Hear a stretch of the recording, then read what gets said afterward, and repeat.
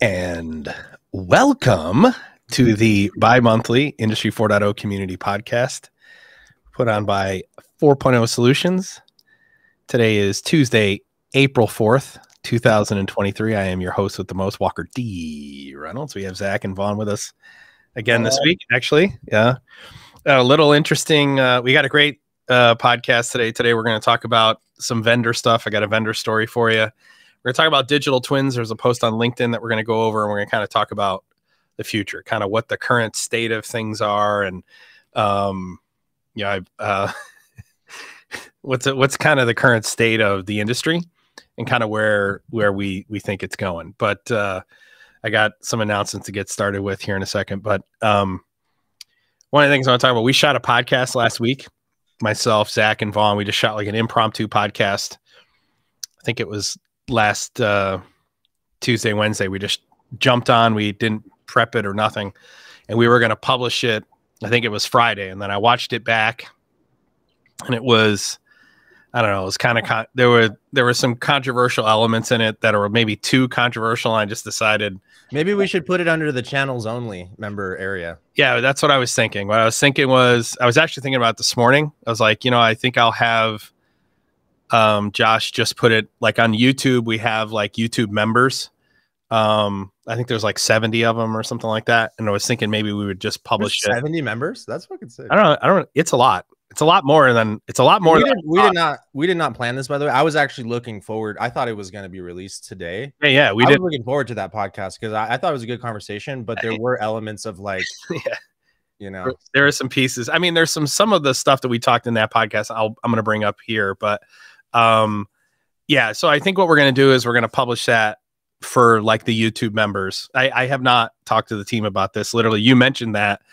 That's where I was thinking. Yeah, I thought about it this morning. I'm like, we ought to just put it, under the members only content. So I think they would enjoy more exclusive content. Right.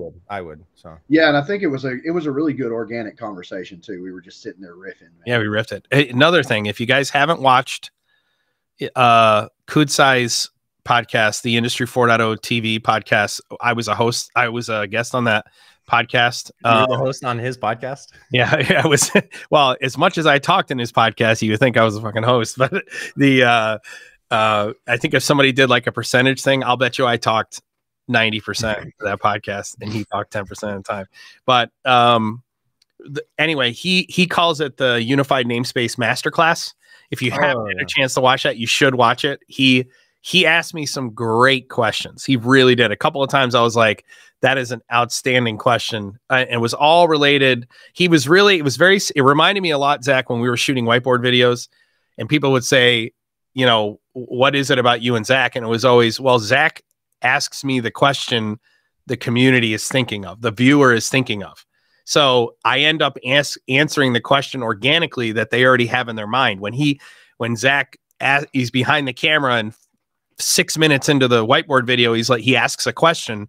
He's asking the question everyone else is thinking. Kudsai did the same thing in the podcast. So if you haven't watched that, highly recommend you watch it. It actually turned out really, really good. He said it was the longest podcast he ever did, like hour 20.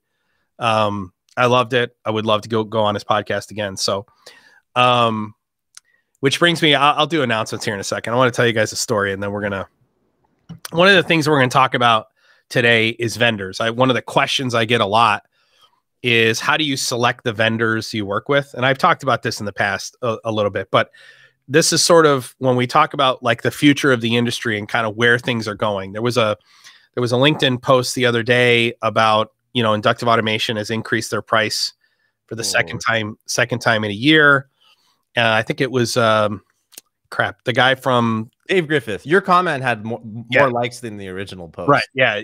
So Dave, I commented on that, and it did end up ratioing the post. Dave, it was a great post that Dave dropped in there, and I just commented in there. He seemed to sort of defend the price increases. Well, I don't think he took a side. If I'm being honest with you, it didn't really sound like he took a side. It sounded like he saw both arguments.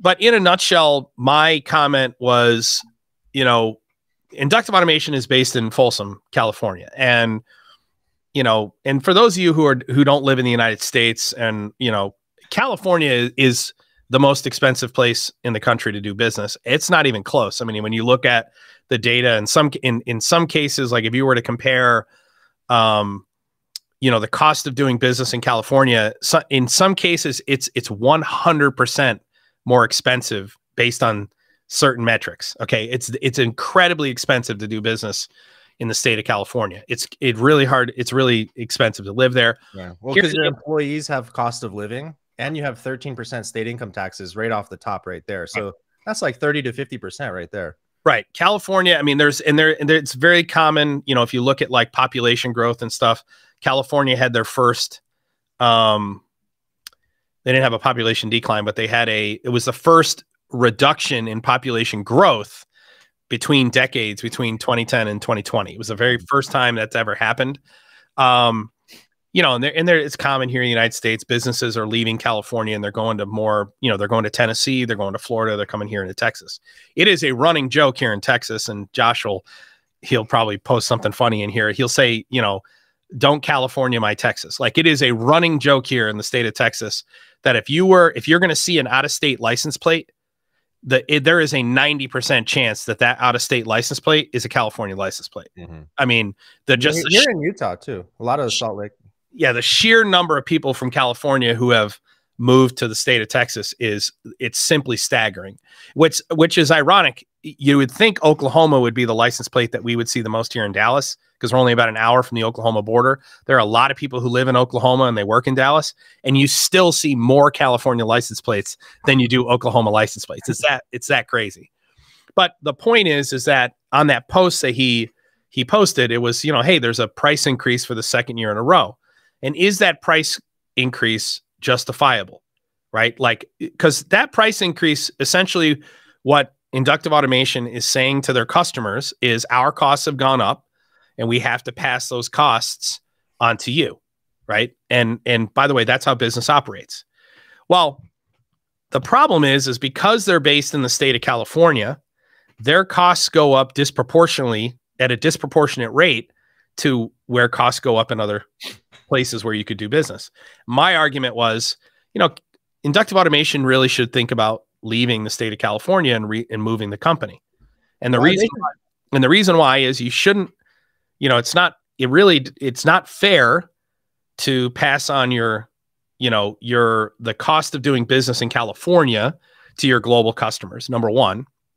But you could still make the argument. At the end of the day, I don't want to tell Inductive Automation how to do their business. There are people who have families. We're talking hypothetically here, where it's a thought experiment, right? I'm not saying that I'm not going to work with Inductive Automation if they stay in California. It was a thought experiment. Yeah. But the bigger reason is, you know, one of the reasons Inductive Automation is in Folsom is the proximity to UC Davis, okay, which has a great computer science program. They have a lot of great developers that come out of there. That argument for, you know, being close to UC Davis is moot. Yeah. That was the bigger piece, which is you don't need to get your developers out of universities. In fact, I would argue, I can tell you this. We don't want them out of a university today. I would argue you don't want them out of a university. Because you filtered out all of the fucking A players that went on to do their own thing. That's right. Because the A player doesn't graduate from... Go straight to Google. Right. The rock star doesn't graduate from university. Okay. The rock star does their first year, maybe does their second year, and they build a product and they leave. Yeah. Okay. Yeah, why doesn't Inductive Automation or anyone in this scenario think about making their costs go down, though, not up? Like, reduce the cost to the customer. That's what Tesla's doing with their... Like, I hate to bring up the Tesla example again, but like...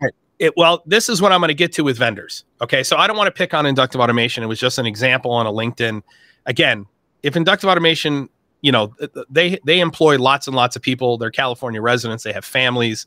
Like, by no means am I saying literally relocate the company. That's not what I'm saying. I'd be curious to know what their remote pay policy is. If they're like kind of one of those cities that, like, if you live in California and you go move to Texas, do they make your pay go down? Or like, I'd be curious to know what their policy is on it, because they've opened it up to remote. You used to have to work in the office, I think. Yeah. So, what I would say is this. Is that cost increases. If you're a vendor who's got software and you're increasing the price of your software, you're doing something wrong. Okay. You're doing something wrong. Okay. Because the cost of maintaining software isn't going up, it's going down. Right. Let me say this again. Especially with GPT. The cost of maintaining software is not going up, it's going down. Okay. And I'm not saying I don't know the reasons inductive automation raised their prices. I want to be very fair to inductive automation. Okay. But I'm just using them as the example here because it was a conversation on LinkedIn. Right. But what I can tell you is that when I'm seeing people raising their prices, there was another example. I think HighBite raised their price from $5,000 to $20,000. Don't give me the exact numbers because I didn't look at their pricing. But that HighBite had a pretty significant increase. That is different than the increase at inductive automation, and here's why. I think there's a question later on that Josh wants me to answer. The reason that it's appropriate for HighBite to increase their price is they are still that price was originally like an introductory price to get their software installed and tested, alpha, beta, and validated. Right? They're still maturing as a company, and so you should expect the price increase until the price of the software stabilizes with the value in the market. So you should expect HighBite's cost to go up some level because they're a very, very young company. Inductive automation's 20 years old, and the software, the last major thing in Ignition, the last major heavy software lift that they had to do was the perspective module, right? Which was 3 years ago now, right? Right. They haven't, and that's already been bought. Yeah. So the investment in the software, the cost of the software should not go up unless the value goes up. I mean, Correct. Who really, as a consumer, I don't really care about your cost. No offense. Like, right. I want to order something on the market, and if that's incredibly profitable for one company, as long as it provides value, I'm going to go to that company. So like, maybe. But they didn't add any new features, so then they can't really justify it. Let me say this because we definitely want to be fair to IA. Okay, their value to cost proposition is still very high. It's still very, very high. The relative to the rest of the market, they're still the market leader. So maybe they just thought they could get away with it, or right? That it's worth it. Well, I'm sure. I mean, Colby. I'm sure Colby's the CEO now, and he, and he's making those calls. And believe me, if there's anybody I trust running a company, it's Colby Clegg. I mean, Colby is about as honorable and, his heart, his mind, and his motivations are all in the right place. He's about as good a human being as you're ever going to come across. And I assure you this, Colby Clegg is about as good a human being you're ever going to come across in a boardroom. Okay. So if Colby ultimately came to the conclusion that a price increase was justified in the organization, I trust his decision. Yeah. Well, ultimately, inductive automation has to be around for the long term. Correct. We can't have them going out of business, and then what are we going to do with all of our customers that have Ignition installed? But we would be remiss if we didn't acknowledge the negative impact it has on customers. And let's say this: I've had 2 clients for the very first time ever. Has a client ever complained about a price increase? And it was this year with inductive automation announcing the price increase. And 2 of our clients have asked us, what would it cost for us to build them their own platform? Mm-hmm. Now, I mean, so at some point, so obviously there's some type of critical mass there. Yeah, the cost to build is coming down. Right, that we're hitting, right? The cost to build is coming down, and the cost to buy off the shelf is going up. And it shouldn't be, actually. But off the shelf should be coming down because the cost to maintain off the shelf has also come down drastically with the advent of ChatGPT. All right, with that, let me do my announcements before I get yelled at here. All right. So we had for those of you who are in mentorship and mastermind, again, we're doing virtual factory this year. So we're building a virtual factory. I had the meeting with the ERP subject matter expert group this week. So there are 3 people who are building out our ERP and Odoo. One of them couldn't make the meeting. Dave, I'll send out the meeting in notes. But that ERP SME meeting went great. So those of you who are in mentorship and mastermind, if you are accessing the ERP system remotely, you should see some development happening inside the ERP here very shortly. Next mastermind call is April 14th. That's a week from this Friday. So remember, our current sprint needs to be completed. Needs to be completed by Thursday of next Friday. Okay. Or that's mastermind. So for those of you in mentorship, you need to have your development done by April 13th so that I can do the sprint review with the mastermind group on April 14th. Next mentorship call is April 21st at 9 a.m. those of you who have signed up, I want to answer some questions on the ChatGPT workshop. So we did ChatGPT part 1, which was we did that workshop a couple of weeks ago. It was a huge success. We got unbelievable feedback from everybody on it. It was actually our highest rated workshop that we've ever done. We get really high ratings on our workshops. So we've got requests to do a second one and to build a couple of products. So in the first workshop, we spent the first 2 hours showing you how to use ChatGPT for like administration and project management and case studies and that kind of stuff. And how does language models work and how does natural language processing work, that kind of stuff. The second half, the second 2 hours, we actually did development. And in fact, one of the things we did in that second hour is we took 53 minutes to build a solution that took us 40 hours just a year earlier. Okay. This second workshop is going to be nothing but development. Okay. So we're actually going to build 2 products over the 4-hour workshop. And one of them is going to be all centered around the Sparkplug specification. I've still yet to decide whether we're going to do Sparkplug B or Sparkplug 3, but it's all going to be centered around Sparkplug, and it's all going to be about building a product that turns all nodes into a Sparkplug edge of network device. Okay, so that's one of the pieces, and then we'll also be doing ignition perspective development. So the front end is going to be ignition perspective. So that second workshop is April 26th. So I want to answer some pricing questions. I actually didn't know this stuff, so I do know it now. All right, so the first workshop was $200, and the second workshop is $200. Okay, you could buy either of those workshops, $200 for one or $200 for the other, but you can get both. You get both of the workshops for $300. And if I'm wrong, please correct me, guys, but I'm pretty sure that's what it is. So if you wanted them both, you could do $300. If you're in Mastermind, you just get everything. So if you're in Mastermind, you already have the ChatGPT workshops. Okay. So those workshops, all the workshops are included in your Mastermind subscription. Okay.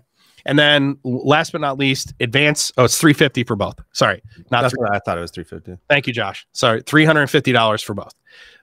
Advanced MES session number 1. So for those of you who are in the advanced MES workshop, we're going to be updating the core MES to our advanced architecture, including moving all of our Python scripting to external packages. That'll be April 29th at 8:30 in the morning. That's going to be a 4.5 hour session. All right. With that, explain real quickly though, like what's the virtual factory? Because that's new this year, and yep, you talked about people that are in it, what to expect. But like, if you're not in the virtual factory or in any of the programs, what's the idea behind the right? So we started doing. So for those of you who don't know, like for those who are not in our programs, you listen to the podcast or you watch the podcast, and you're not like part of the community at IIoT.university. That's where all of our educational stuff is. And basically we created a Discord server in, I don't know, it was the summer of 2019, I think it was, right, Zach? 2020. Was it? It was after COVID? Yes. Okay. So we created a Discord server in the summer of 2020. And we just got this huge influx of people. And the first request was to do like a training for everybody. So we did. Zach actually recommended, hey, why don't we just do a mastermind? So we did a one-time session of a mastermind on digital transformation, and then we did a one-time thing for mentorship, which was teaching you how to support digital transformation initiatives, and it was all centered around what are the skills you need to be developing. Right? It wasn't teaching you the skills. It was just, hey, if you want to be supporting Industry 4.0, you need to start learning these skills. If you want to lead Industry 4.0, here's how you lead. Right. Well, the feedback we got from that was all crazy. And so maybe a couple months later, we launched 2 formal programs, Mentorship and Mastermind. Mentorship is a educational program where we do a session every single month with everyone who's in mentorship, and we're teaching them technical skills. And we also have step training. So step 1, step 2, step 3, where they're getting the actual technical skills to support Industry 4.0 projects. So, and then they get credentials for each of those. In Mastermind, we meet once a month for 4 hours, 3 to 4 hours, and we do a lesson on leadership, architecture, strategy, how to lead these initiatives. Those programs have been going for a couple of years, and a lot of people in the program have been in the program from the very beginning. I mean, we have people who've been in the program 3 years. Okay. So what we decided to do in 2023 is when we looked at the maturity of all the people in the program, we were like, you know what? We could digitally transform a virtual factory. We have enough skill set here where we could make the mastermind group our scrum masters and product owners. We could make the mentorship group our development team, our digital transformation development team. And the mastermind group could guide the mentorship group on developing this virtual factory. So that's what we're doing. So what we do is we picked like 2 of our actual clients and kind of created a hybrid company, right? So it's sort of a, you know, the processes, the manufacturing processes are based on real ones, but they don't actually exist because they're like a hybrid of two different types of processes. And then we listed out all the business problems and we created an architecture and we created digital strategy and a digital primer. And we're getting ready to go into our 3rd sprint, where the mastermind group is defining what it is the mentees are going to be developing over the next month. And for what we're doing in 2023 is we will digitally transform our full virtual factory. We'll have ERP integration with Odoo's. We will have, we'll be consuming our work orders from our ERP system, our bill of materials, which we just decided will be cascaded, recipe management, recipe and formulation, overall equipment effectiveness, quality checkpoints, and full genealogy and track and trace from our finished good back to our batch. Does anyone that joins, do they get these resources that the group collectively develops? Or like, yeah. So right now, if there are people who are in mentorship mastermind, everything is in the cloud. So they can go to virtual factory. Literally, they log into the virtual factory. Same thing with the ERP. They log into the virtual ERP. And I mean, we've created an insane, man. So at the end of the 1 year, let's say someone in mentorship, you know, is cutting their teeth on Ignition and learning to become an I 4.0 developer. They go through this experience. What's the difference between them having gone through building this virtual factory and being a part of that project versus an actual project? Well, is there an like? Would that experience be largely the same? The experience is going to be largely the same. I would say the biggest thing that people have learned. I mean, we have 6. Josh knows the exact numbers. Let's say we have 700 or 800 people participating in this. Okay, that's how many we have in these programs. Students. Yeah, we have 700 to 800 mentees and mastermind members in participating. Of that whole group, everyone's in all the same sessions. Of that whole group, let's say 50 are doing the work. 40 to 50 feel comfortable enough to actually do the development. Okay. All right. So some people are kind of watching. Some are watching. A lot of it's a function of time where people are like, hey, I want to do it, but I don't have the free time. Like, I mean, one guy dedicated 40 hours to building a simulator with a front end. I mean, not a lot of people have time to, you know, that's insane. You know, set that. And he absolutely did a phenomenal job. He did a sick ass job. Yeah. But the people I've talked to who, you know, cause we're 3 months in now to virtual factory in mastermind and mentorship. The big thing that most people have commented on is what I'm really learning from this is all the barriers you run into, all the things you never account for when you're planning the project. It's like, it's things like when we realized that we didn't have a register to pass a batch ID from one machine to the next. You now have to plan, you have to account for how are you going to define what that register is going to look like? Where is that going to go in the unified namespace? All that kind of stuff. Yeah. So it's all the barriers. And one of the things we talked about was some process issues. So we talked about unique edge cases in this process. And a lot of people have commented, wow, I would never even have considered that, you know, looking at digital transformation, I would have never thought that was going to be a problem that we would have to overcome. That's what a lot of the comments have been, is that this gives me a much greater insight into the hurdles you run into just doing this. You don't know what you don't know. You don't know what you don't know. Exactly. Yeah. All right. That's really, thanks for sharing that. That's sick, dude. So I want to tell a vendor story. Okay. Because we're going to talk about vendor stuff here in a minute. And then we're going to talk about digital twin, this post that somebody asked me on LinkedIn to comment on this post. So I'm going to comment it on the podcast. So a couple weeks ago, one of the executives for one of my companies comes to me, and I don't work at at this company. This is one of the sister companies of 4.0 Solutions. And one of my executives comes to me and he says, hey, we were trying to buy a product from this vendor. And this is the email we got back from their business development guy. Okay. And the email says, hey, sorry, we've been instructed to not do business with your company. Yeah. Okay. Now, this is a company that we've done. And again, I don't work there, so I'm not in the data. It only got escalated to me when they posited that the reason that decision was made was because of something I said in a podcast or in a video. Okay. Because they know that I own that company.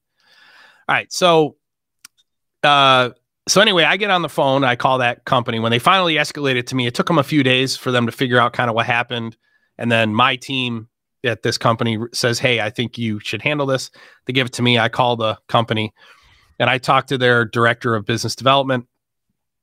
And I said, hey, what's going on here? And he said, yeah, apparently there's something you said in some YouTube video that pissed off the chief executive here. And they just said, that, not to sell any of your companies anything.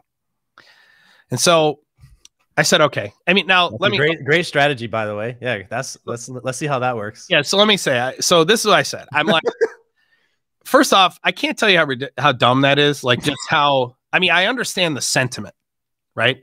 But from a practical perspective, let's say that the vendor makes PLCs, okay? Which they don't. They're not a PLC company. But, so let's get it right out of there. It's not Rockwell. It's not Siemens. It's not any of that. Okay. So let's say they make PLCs, right? And this is an Arduino Opta, right? And I need an Arduino Opta for a project I have. And someone from my company, we need it for some project. And Arduino decides, because I say something critical about the Opta in one of my YouTube videos, they're not going to sell us any more Optas. Okay. Okay. From a practical standpoint, you can't, Eddie, I'm going to be able to buy the Opta. You're not stopping me from getting the Opta. Like, I know, like, I could just literally call another vendor and say, hey, buy me 4 Optas. And, like, it's not, and by the way, this happened. Rockwell did do this, by the way.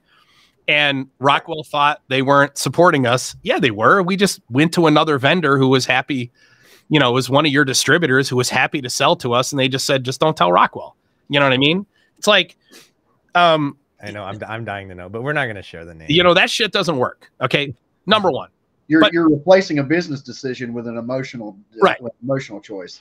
But let's say, for the sake of argument, that it does work. Okay. Let's say that in fact, you're going to be able to keep me from getting whatever it is you sell. Okay. Which you can't. Okay. You're lock and a key. Now, when I was talking to this director of business development, I could tell he did not agree with the decision. I could tell he even said, listen, we tried to talk the chairman out of this, blah, blah, blah. And he said, what I think you knew is you need to have a conversation with the chairman. Right. And I said, that would be a great idea. I'd love to talk to him. And I have a relationship with the chairman. It's not like we've never spoken before. We've spoken. I do know him fairly well. What I said was, and this is the bigger thing, you're proving my point. Like, you're literally proving my point. Like, one of the things that I stress about integrators in Industry 4.0 is that you must be agnostic. Okay. So, like, look at Flexware Innovation, for example. Flexware is now owned by Hitachi. They are, Hitachi purchased them. Flexware. I missed that. Yeah. Yeah. They're now owned by Hitachi. Was that in the 4.0 newsletter? They are a premier integrator for inductive automation, or maybe they're in the one above premier. God tier. Yeah, the God tier, right? So Flexware's got amazing engineers. They're pipeline directly to Purdue. They've got amazing people. In fact, one of the best solutions architects I've ever come across in my career is one of the partners at Flexware. Okay. But Flexware is not agnostic, right? Flexware will not be able to give you an impartial opinion about Hitachi products or give you an impartial opinion about, right? Because they have strategic partnerships where they are bound. If they say anything negative about their partner, it's going to come back to haunt them. And so what I've said is, if you're going to work with a client, a customer, an integrator like Flexware, and there's lots of integrators out there. Most integrators have these affiliations. They're what they're trying to sell you is a function of their strategic partnerships, not what they think is necessarily best for you. Okay. You should be working with architects who are agnostic, who will evaluate those recommendations based on what is best for the customer, the end user. Okay. And I've made this argument that it is very, very important to be agnostic in systems integration, especially as it relates to Industry 4.0. And here's why. I say we are brain surgeons. Okay. That's what we are. We are brain surgeons. If I go to a brain surgeon and I got a problem, I don't want my doctor recommending a treatment to me based on some kickback they're getting from the person who offers the treatment. I want the recommendation to be based on what is best for my long-term viability. So what I said to this vendor, what I sent to the director of business development was, you're literally proving my point. Like, I preach this all the time. Like, the reason I can't have a strategic partnership with your company is because if I do, and I speak the truth, both good and bad, you're going to punish me. You'll try to use your power over me to punish me for speaking the truth. Now, mind you, let me say the truth is probably going to move more product than the old school sales shit. Well, get this. So he pointed out the video, the part that they were upset about. Okay. And I went back and I looked at it, and I wasn't even critical of the company. You were stating a truism about the industry. I was stating a truism about the industry, and I happened to mention their company in an architecture I was showing. And that apparently that pissed them off. Now, let me say this. Their chairman has agreed to, we're going to meet and we'll see if we can't, figure out what the problem is and bury the hatchet. And maybe it's all just a big misunderstanding. If it's a big misunderstanding, then the illustration I just made here still stands true. That is, this is part of the reason why you need to be agnostic. If it's not a misunderstanding, I'll eventually just tell the whole story. Right. So, well, because their inclination was, well, we're not going to sell to you, which is kind of indicative of their mindset. I liked what you did earlier with the inductive automation piece. Like, we love inductive automation, right? We built our careers on it, etc. Like, you're still willing to go there intellectually. This is a thought experiment. This is philosophical here. Like, why is their prices going up? If you were just an inductive, like, this is not a religion that we accept without question, right? But if you were not agnostic, if you were like in bed with inductive, then you would be like, no, of course the price increases are fine. Like, you wouldn't even question it. So like, I think that being agnostic is really important thing, even if it's difficult at times. And by the way, if somebody from inductive automation wanted to come on the podcast, because I've called them, because I've mentioned this, I've mentioned them by name. If there's a guy we're going to have on the podcast. I don't know if I'm allowed to mention his name yet, but there's a guy we're going to have on the podcast in a few weeks who works for one of the huge, one of the really, really big companies. And he's gotten permission from his company to come on the podcast and talk about their offerings and stuff. Now, it's not really risky because kind of they're sort of ahead of the game when it comes to, when you talk about like the big four, right? He's ahead his company's ahead of the game. So it's not really that risky for him to come on, but he did get permission to come on. And the reason I offered him to be able to come on the podcast is because I call his company out. And if I'm going to do that, I have to be able to stay on, take the heat. Somebody's got to come on here and tell me where I'm wrong. Same thing with inductive automation. If somebody wanted to come and say, hey, here, I'm sure they'll announce why they're doing the price increase. My experience with IA is they've always been on the up and up. I've never, they're a great company. They are. I mean, by the way, there are people in inductive automation who like me a lot. I have some very, very good friends at inductive automation, and there are people at inductive automation who cannot stand me at all. Okay. So it's not like, there's not like, I am, I get accused of being a cheerleader from inductive automation. Believe me, if you were to go to IA, they would not be saying, Walker's our cheerleader. They would definitely not say that. Okay. Trust me. But I love their platform. And I think of all the companies out there, they do it the best. I do say this: inductive automation needs to be concerned in the market. Okay. and their concern needs to be with Tulip. They need to be concerned with Tulip. They really do, because Tulip's got the no code part of it down. They got the no code component down. Yep. All right, and they're financially backed, which I think Inductive was bootstrapped, no? Or did Inductive also get? No, Inductive was bootstrapped. I think Steve bootstrapped IA, because originally with Factory PMI it was going to be his thing. You know, it was like it was going to be just for his integrator. Because remember, metrics or inductive automation started from an integrator, right? You know, I wanted to say this. One of the reasons that I'm such a huge fan of TatSoft also is Mark Taccolini, the founder.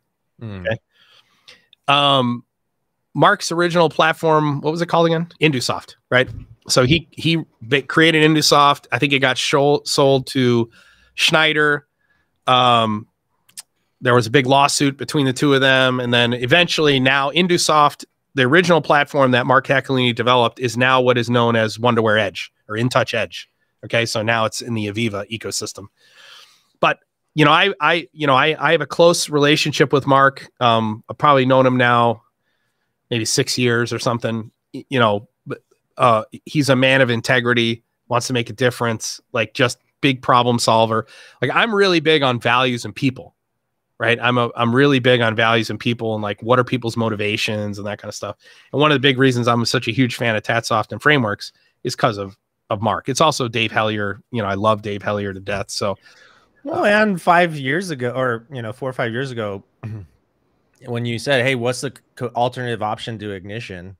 there wasn't really a good alternative option outside of frameworks, you know, and it fell in my lap. I mean, by the way, I thought Litmus Automation was going to be that.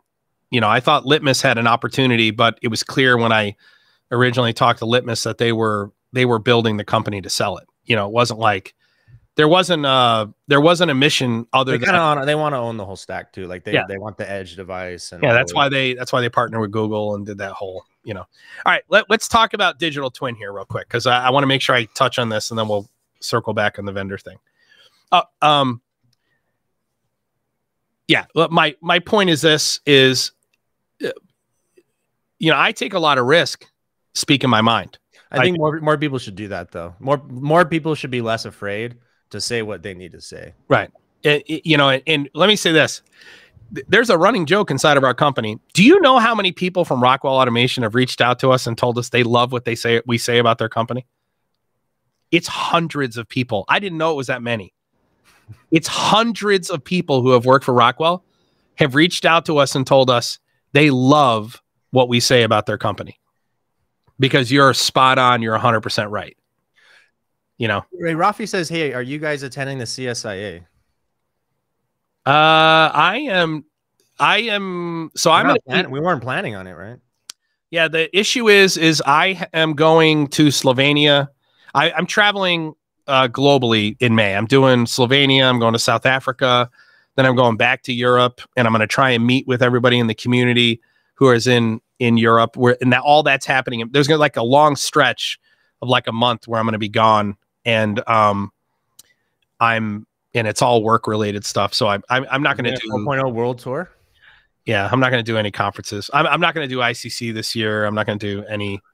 The only way I would see doing CSIA is if CSIA wanted to commission us to do a live podcast at the event or something like that.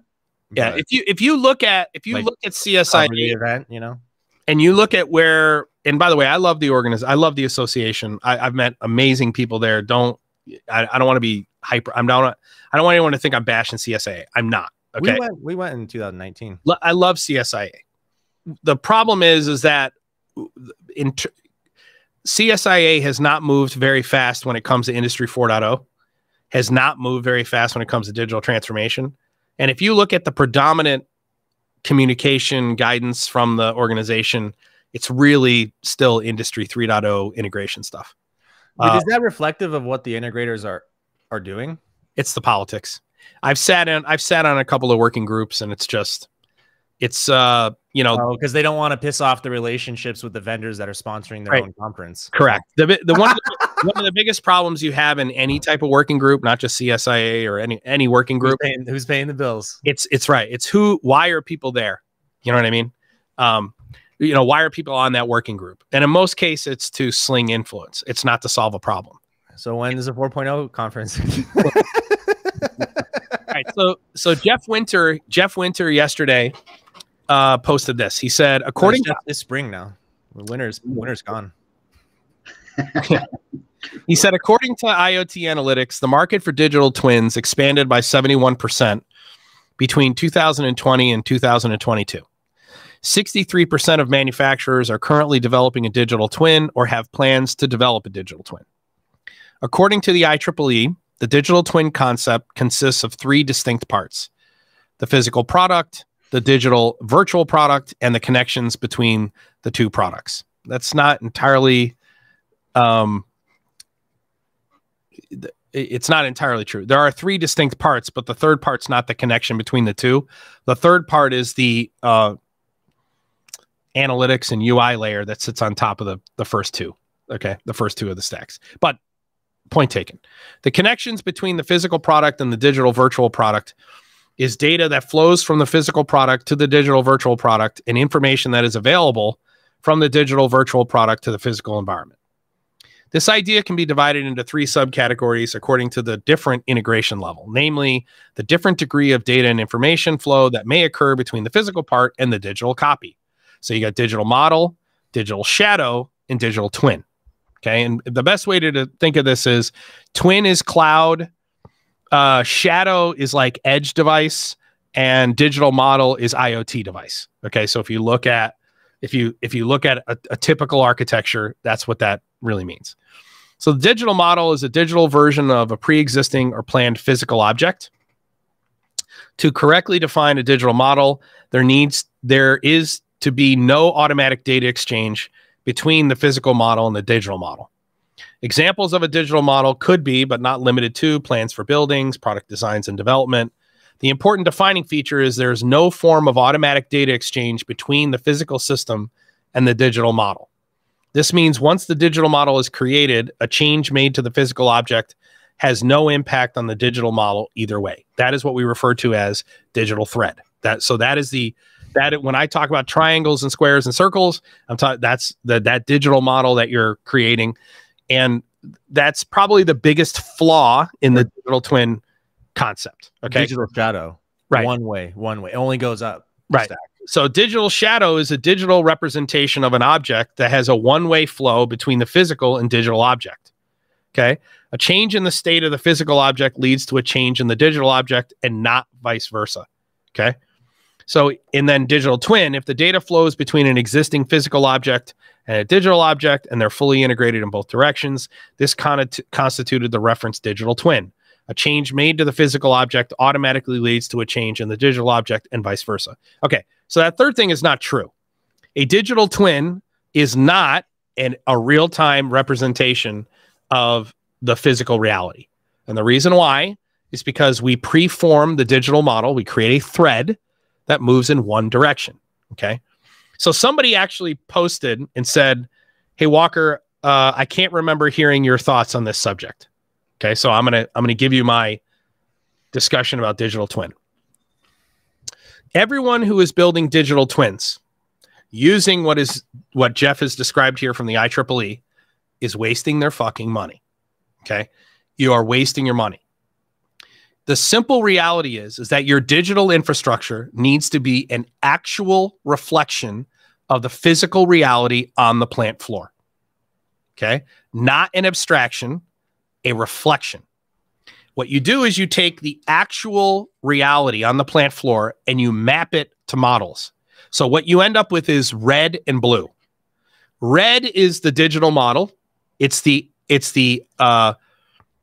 object that's used all throughout. The higher you move up your digital stack, that model is used over and over and over and over again. Okay. The blue stuff is the stuff that's not modeled. It's the ad hoc thing. Okay. It's the part that doesn't fit into the model. Okay. But the point is that in a digital infrastructure, you use both. You use the part that's modeled and the part that isn't. And the thing that needs only modeled data only consumes the red stuff. Okay. What is the argument here? This post here about digital twin, and I use the Accenture example all the time, where Accenture was in, by the way, a Microsoft company. Accenture is in, and they are pitching digital twin for a big organization. Okay. I was hired to poke holes in what Accenture was doing. And I told you this whole story about how I went up and I said, okay. And I drew a big circle in the middle of their architecture. And I said, how are you going to reconcile what you have here, the structure you have here, with the structure you have over here? And over here is your digital twin. And if you don't reconcile this to this, how will the digital twin be an actual twin of your business? And the architect was like, he punted. He said, oh, we're going to have 100 engineers. He said, we're going to talk about that tomorrow morning. I said, oh, how convenient. Why don't you just tell me now? You know, why don't you tell me how it is you achieve that? And so what I did was I pivoted and I said, okay, give me one example of a client you have where this architecture is the foundation of their digital infrastructure today and they are satisfied. Just give me one. Oh, I can't share that client. Oh, it was fucking crickets, man. All the Accenture people in that room, because they knew the couple of they were so pissed. How is it though that Accenture is owned by Microsoft? I didn't know that. Accenture is fucking huge, dude. Yeah, they're hold on, let's look them one up. of the 3 big consultings, right? Yeah, it's they're right up there with Deloitte, and they're a Microsoft company, I think. Hold on. Really? I thought they were a Microsoft partner. Because then at some point, if Accenture is owned by Microsoft, recommending Microsoft products with other Microsoft, Microsoft has an investment. There's some formal relationship between them. Hold on, let me find it. And if I thought it was that they were certified cloud experts and all that kind of stuff, you know. Microsoft plus Accenture. Oh, here's Microsoft Index. Yeah, it's the Accenture Microsoft Business Group, represents the largest partner investment. Yeah, well, I know Microsoft's big. It's $2.5 trillion company. There's so many companies within Microsoft that we don't even know about. You know, it's right there. It's Microsoft and Accenture have some business relationship that was formed in 2000. That's what it is. They have a joint venture called Avanade. Avanade Microsoft partnership. Yeah, AVANADE. There's a formal, you know, like where they're business partners. Yeah, business group. Yeah. But we all know that Microsoft, if you're a business partner with Microsoft, that means Microsoft owns you. Right. What are you going to do? Right. But I want to, when it comes to digital twin, okay, digital twin, there's real value. I actually think that having a digital twin is incredibly valuable for an organization. But what is proposed here doesn't get you to digital twin. In fact, it literally is a roadmap for how not to achieve it. Okay. When it says that there is no physical connection between model and asset. Because he mentioned that third element, the connection between the two. It goes in one direction. Right. Go ahead. Well, even if the flow is going in both directions, if it's a point-to-point connection, that's not, you know, he said, and a connection between the two. The whole focus of our content is that connection between the two is the important part of your infrastructure, not let me link all of my physical objects to a digital twin in a standalone environment, which it didn't seem like he really focused on that part. Well, let's use this example. What is the twin of your business? All right. So let me ask you that. So if I create a digital model, which is a digital model of a physical asset, okay, and that digital model of a physical asset is made up of digital models of other physical assets, so subsets, cells, make up a production line, okay, where do I put things like attributes and parameters that are a function of the relationship of two different digital models? It'd be like a third ancillary model that's like it's like a link. In SQL, we have these that are like a, you know, just a connection table, like, right? Would it? It would be a third object that's like a relationship object, and the parameters of that relationship are defined in that third object. So you'd create a digital model for every relationship? I don't know, or maybe it's a sub attribute of each model, like connected models, or one of the advantages. One of the advantages of the unified namespace, and when we talk about it's the structure and the events of your business, is the structure means something. The structure creates relationships. Yeah, because it's contextual. Where is it in the namespace? Right. It's parent, child, group parameter. Yeah. So you just put it as a sibling, either as a standalone tag or as some. Right. How do you do that with just digital models? And the answer is you don't. You don't actually end up getting there. You end up, it's going to be n to the 13th power digital models or it's going to be n to the 6th for sure, right? It's going to be n to the 6th digital models if there are 6 layers in an automation stack, right? The answer is that if you look at any organization's digital twin, one of the first things that you'll notice is that'll stand out at you. Number one, this isn't real time in any way, shape, or form. It's nothing but a model of the business. Okay, and that means I could run like simulations and stuff against it, which is one of the big strengths of digital twin, in my opinion. Okay, and number two, there's a lot of gaps here. There's a lot of parts of our business that are not represented here. There's a lot of data and information that's not represented in this twin. And when you ask somebody, well, where is X or where is Y?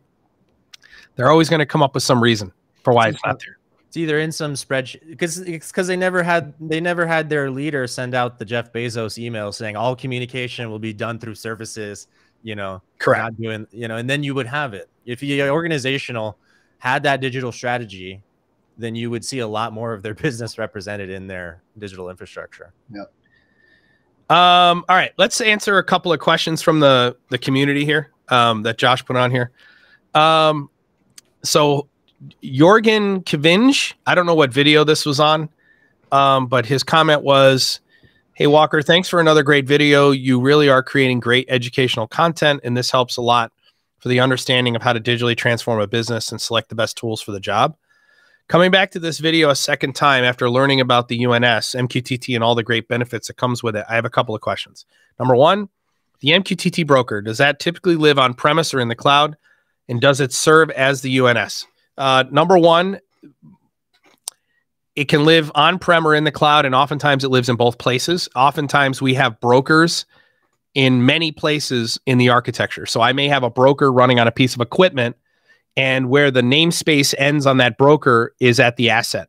And then I transmit it from this asset to a higher level, and now that higher level has many assets grouped together. And then I also subscribe from the higher level back down so that I have the full namespace, maybe from that area or from, the entire enterprise. So in most large scale implementations, you'll have the broker, you'll have many brokers. What we like to say is that the unified namespace is omniscient and omnipresent. A broker may not be in a place. You may have many brokers that are copies of the unified namespace. And you just do that through setting up subscription and transmission. Number two, also for SparkPlug-B, do you run this on premise? I would guess yes. Yes, SparkPlug-B generally runs on the device, so it would run like on the asset. You would be creating an edge of network node running and packaging it using the SparkPlug-B specification, and that generally would be on your edge of network node. For the ChatGPT workshop, one of the things that we're going to be doing is we're going to be writing a product that turns every host machine that our product runs on into an edge of network node using SparkPlug-B. Okay. Number three, where does HiByte and or data ops software live in the ecosystem? Between the legacy equipment not running MQTT natively, or does it replace SparkPlug-B? It does not replace. Think of HiByte as the software-based gateway that includes data modeling, so data operations, where I can take unstructured data and format it into a structured way, but I'm also being a gateway between one protocol and another. That's the best way to describe it. It does many other things it's not limited to that, but that's the best way to describe it for this architecture. And number four, when connecting the UNS to an ERP system, if the ERP system doesn't support MQTT natively, what do you put in between the UNS and ERP? So generally what we're doing is you're taking, so I'll use the SAP example because it's the most common one. The most common way that we approach this integration is we'll use Ignition, or our IoT platform. We'll use Ignition. We'll use the Sepasoft SAP Business Connector, the SAP connector, and then their business connector. That will allow us to consume the BAPI from SAP and then map the tags in the BAPI to topics in the unified namespace. Okay. That's the most, and there are other ways to do it. You can use MuleSoft from Salesforce. There are other solutions that allow you to do the same thing. You can also use HiByte to do that as well. So what we're doing is we are using a gateway in between that maps the BAPI, okay, the business API, to the topics in the namespace. I'm gonna go to. I have a good one. Let me go to JA. I'm going to go to JA, Josh.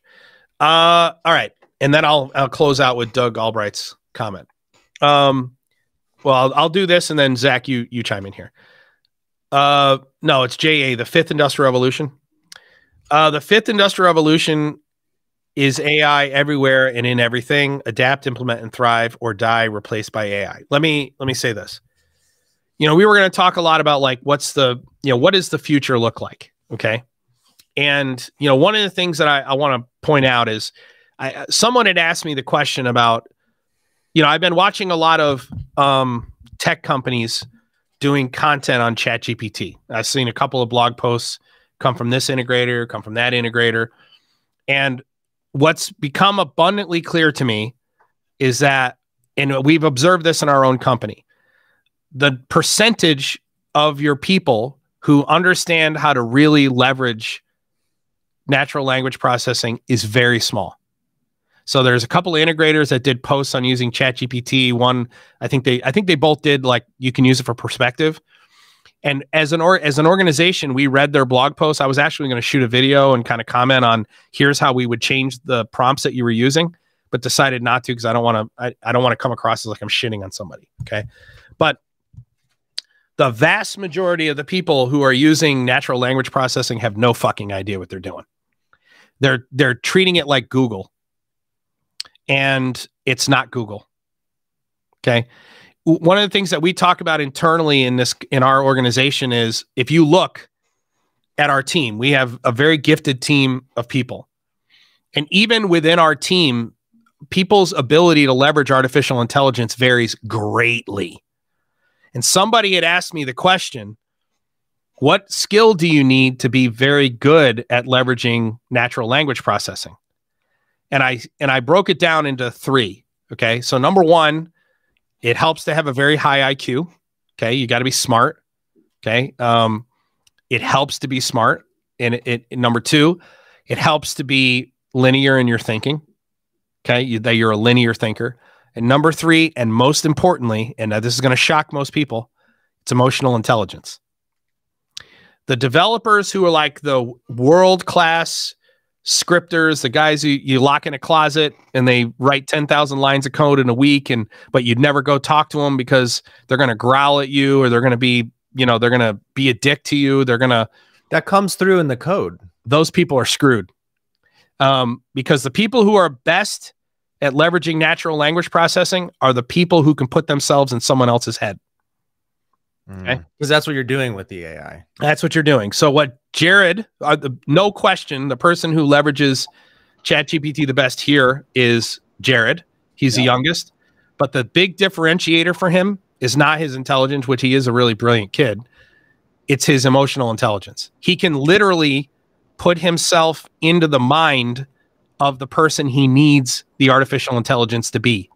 And so his first prompt is always telling the AI who they are and how they think. And if you look at the way other people are using AI, they're assuming that they think like we do. They're assuming that they think the way I think. Yeah. And so if you want to know what the greatest skill that you need to be, yes, salespeople should be very good at it. I utilize it every day. We have everybody. It helped me get my My dad gave me shit about this, by the way. He texted me last night. He's like, and maybe he's watching this. He's like, "Oh, is this Zach or is this ChatGPT?" And I'm like, "Dad." I'm like, "This is." And then I sent him a pic. He's like, "Oh, he's like, oh, you're not talking." I'm like, "I'm driving right now." And I sent him a picture. It was like snowing crazy last night. He's like, "Hands on the wheel." I'm like, "GPT is driving." He's like, "No, but like I use it in interpersonal relationships because I struggle with sometimes putting myself into that third person's shoes. So I'll have to go back and forth with the AI a couple times to really get it to understand what the output I'm looking for is, you know." And it really is mind blowing what I felt like it was able to unlock an extension of my brain that I've never had access to before. You know, the reality is that the future is very bright. I tweeted this the other day. Like, we live in the most, I mean, if you were to like go on social media and read the news and stuff, you would literally think the world is about to fucking blow up. I mean, you would be totally convinced that we're going to hell in a handbasket and the world is about to end. And I just don't see that. What I see is endless possibilities and opportunity, you know, and if treated correctly, I'll answer another question that somebody asked me. If treated correctly, artificial intelligence is going to make all of humanity's life better, right? But it needs to be approached correctly. So somebody asked me about Elon Musk and all these, you know, folks signing this letter. There was a guy, his name was Dr. Funk, who basically said the reason Elon Musk signed the letter calling for a pause on the development of GPT-5 and any future development for 6 months was he's doing it because, you know, fucking he lied to us about FSD and he wants to be at the forefront of AI and he feels like he's falling behind. That couldn't be further from the truth. Clearly, when has Elon Musk ever done anything like that? If he wanted to start a rocket company, what does he do? He goes out and buys fucking rockets. So Dr. Funk clearly has never met Elon Musk. He has no idea what Elon Musk is about. So I offered to have Funk come on the podcast and defend his post. But what I said was this. Number one, you're full of shit. FSD is viable and it's safe. I use it every single day. My car drives me around Dallas. I have to intervene with full self-driving probably once for every 2 hours of driving. So if the car is driving for 2 hours, I got to intervene generally one time for every 2 hours, give or take. And it's really two scenarios where I have to intervene. Number one, what's that? When it has trouble when you're trying to make a right. And like, let's say you're coming out of a shopping center or something onto a busy street. It has a hard time seeing directly perpendicular to the car. It has to like kind of creep out. So the first place is construction. Where whenever they screw up the lines on the road, I have to intervene. And another interesting place that I have to intervene is whenever you're going from many lanes wide to a couple lanes wide, or you're going from 2 lanes wide to like 5 lanes wide, and they get the lines on the road messed up, it'll break. It'll like the second to go in the wrong lane sometimes. Yeah, it'll switch lane. Like, but that happens once out of it every 2 hours, give or take. Moreover, the more you leverage full self-driving, so Tesla tracks your safety score. So they have this whole mechanism for how safe of a driver are you. The more you use FSD, the more your safety score goes up. It doesn't go down. Therefore, it is clearly safer. Okay. And it's fully viable. I use it all the fucking time. I mean, the idea that full self-driving doesn't work is preposterous. It's literally, by the way, did you see that General Motors sold a whopping 2 of those Hummer EVs in the first quarter? 2? Yeah, I just saw that. I just saw that report. It's literally, it only gets like 40 miles on the battery or whatever, but I'm not surprised, but I mean, whatever. But, specifically with integrating supply chain of tier 2 companies. Interestingly, my opinion on Tesla. So the opinion on Tesla Investors Day, specifically integrating tier 2 supply companies. Right now, Tesla is already integrated. Their digital supply chain is integrated to tier 1 suppliers. So tier 1 suppliers can see into their productivity, their production schedule, and Tesla can see their suppliers. They're now promoting going to tier 2. Obviously, that's the next evolution, right? So, you know, that's probably the most exciting thing that came out of the Investor Day, other than the 90% OEE. But the second piece that he said was about whether we should pause AI. here's my opinion. Okay. The economy is having trouble keeping up with the advancements. Okay. Yeah. So there is a philosophical argument, for a pause, but it's not realistic. You can't, the milk's already out of the jug. Can't put it. You don't think people would not train models past GPT-4 for 6 months? You don't think they would have because they want the profit that bad? I know it's not that. It's that we don't live in a global world. We don't live in a global nation. Because one person will be like, I don't agree with that. I'm just going to go ahead and train my model. Yeah, this is the problem with, I mean, it would royally screw over the economy with how fast it could move. It would. Yeah, the fundamental issue is the economy can't keep up with the advancements. It can shift. It just might take some time. And what's the 3 topics you see all over LinkedIn right now? There's 3 major topics. Number 1, AI is like the only fucking thing anyone's talking about, which is why I didn't talk about it till the very end, because I'm sick of hearing about it too. Number 2, layoffs. Yep. Okay. And number 3, I'm looking for a job. Now, let me just say this, and I've said this from the very beginning. You will be fucking blown away by the sheer number of people who lose their jobs because of AI. The estimates that it's going to be 80 million jobs globally are vastly under projected. There'll be a lot of jobs created, prompt engineers and that kind of stuff. The problem is that the issue that I'm seeing is the people who are equipped to fully leverage natural language processing is a small subset of our population. The people who get the most out of it are a small subset. Okay. So should we pause? No, we should not. Okay. We have to. You're saying we should not because it's not possible. Because it's not realistic. The Chinese aren't going to pause. The Russians aren't going to pause. None of our enemies are going to pause. Okay. So we're just going to, their thought is like, let's just continue to drive this straight off the cliff. Just what you do is you develop and what we do is try to put in guardrails. That's what we need to be focused on. Try to get faster. Right. Any other questions? Yeah, you can't put the toothpaste back in the tube. Yeah. But let me say, from a philosophical perspective, Elon, he's saying 2 things. That whole group, Steve Wozniak, they're saying, number 1, the risk, to humanity, and number 2, the economy. How can the economy keep up? It can't. The economy is not adjusting at the rate of the technological advancement. Yeah. Right. By the way, last thing before we go, if you guys haven't checked out Copilot, check out Copilot. We're gonna talk about it in the next podcast. That's Discord or not Discord? What's that? GitHub's. Yep. AI. Yep. Doug Albright. He said, would you agree with this statement? A UNS central message broker is a single source of truth of what automation reported, while a digital twin is a representation of the manufacturing domain's truths. I would not agree. I would not say that that's true, because the UNS is the actual, it's supposed to be the actual reflection of the plant floor. Josh, put that comment back up. There should not be a difference of what automation reported versus what actually happened on the manufacturing domain.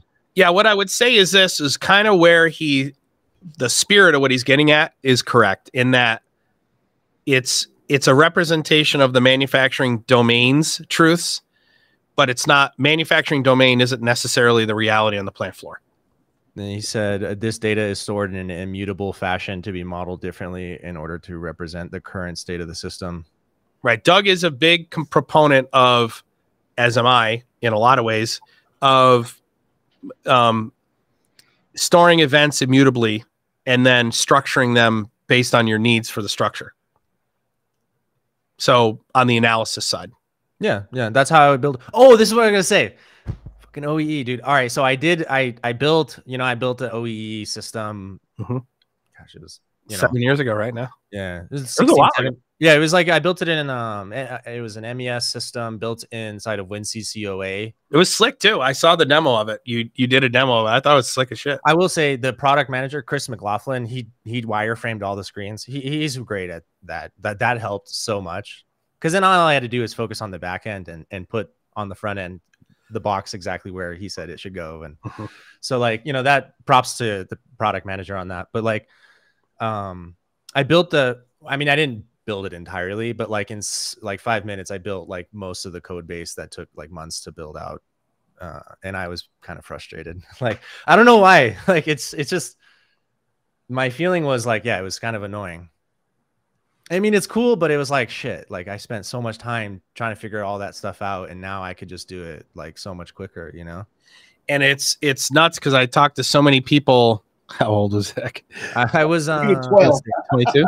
Like 24. It was right around Zoe was born. 23, 24. Zach, you know we try to maintain, decrease technical debt, but you can't have technical regret either. But like, how would you feel? Imagine if you built like the Great Wall of China, and then the day you laid the last brick, they built a fucking bricklaying machine that could build the whole thing. And I would say the second wall's going up a whole lot quicker. So I'll say we'll close with this piece. The vision system I built last year, it took 8 months. Okay, took 8 months. So I have finished it using ChatGPT, and the total amount of time. Development time, the absolute total amount of development time was 11 hours. Start to finish. For which product? The vision system. I rebuilt it. Oh.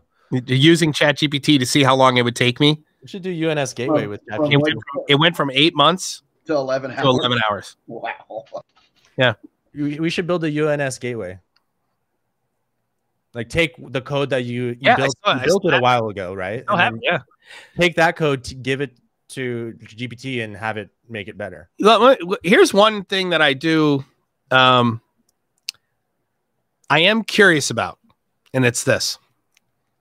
Right now, the people who benefit the most from artificial intelligence and software development are the most advanced developers, because you can literally like review the code in real time as ChatGPT is printing it. You can just literally review each line, and then you just copy paste and do a quick diff, and then you're reviewing the deltas. I showed one of Hayden's friends came over. He's a Java developer. So my youngest son, he has one of his best friends, Leo, is a Java developer, and he does software development camp and all this stuff. And I asked him if he'd been using ChatGPT for any of his development yet. And he said no, because they've been told not to. And I said, okay, that's good. And so then I showed him, like I said, let's come up with a piece of software to write. And I'll write it with ChatGPT right now, using ChatGPT, not using Copilot, right? And I did the whole thing in like 11 minutes. And at the end, I had a pop-up window come up that said, Leo, I am your master. You can't defeat me. I am undefeatable, or something like that. And he was fucking blown away that. And then I think it was originally written in Python.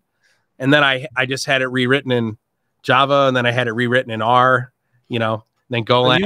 You either created a software developer for life, or you totally discouraged him. He's like, "Oh, fuck this, I'm done." Well, what is the future of software development? I said it's supervision and architecture. I will say this: if I was 23 today building the MES system, I would have been very happy to be leveraging it.